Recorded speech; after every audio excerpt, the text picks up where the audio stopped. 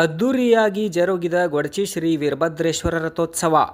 ಉತ್ತರ ಕರ್ನಾಟಕದ ಧರ್ಮಸ್ಥಳವೆಂದೇ ಖ್ಯಾತಿ ಪಡೆದ ಬೆಳಗಾವಿ ಜಿಲ್ಲೆ ರಾಮದುರ್ಗ ತಾಲೂಕಿನ ಗೊಡಚಿ ಶ್ರೀ ವೀರಭದ್ರೇಶ್ವರ ರಥೋತ್ಸವ ಗುರುವಾರ ಸಂಜೆ ಸಹಸ್ರಾರು ಭಕ್ತರ ಹರ್ಷೋದ್ಗಾರದ ಮಧ್ಯೆ ವಿಜೃಂಭಣೆಯಿಂದ ನೆರವೇರಿತು. ಉತ್ತರ ಕರ್ನಾಟಕ ಭಾಗದಲ್ಲಿ ಹೆಚ್ಚು ಪ್ರಸಿದ್ಧಿ ಪಡೆದಿರುವ ಸುಕ್ಷೇತ್ರ ಗೊಡಚಿ ಶ್ರೀ ವೀರಭದ್ರೇಶ್ವರ ದೇವಸ್ಥಾನಕ್ಕೆ ರಾಜ್ಯ ಸೇರಿದಂತೆ ನೆರೆ ರಾಜ್ಯದ ಲಕ್ಷಾಂತರ ಭಕ್ತರು ಆಗಮಿಸಿ ಶ್ರೀ ವೀರಭದ್ರ ಹಾಗೂ ಶ್ರೀ ಭದ್ರಕಾಳಿ ಮಾತಾ ದರ್ಶನ ಪಡೆದು ತಮ್ಮ ಇಷ್ಟಾರ್ಥಿ ಸಿದ್ಧಿಗೆ ಭಕ್ತಿ ಭಾವದ ಪ್ರಾರ್ಥನೆ ಸಲ್ಲಿಸಿದರು.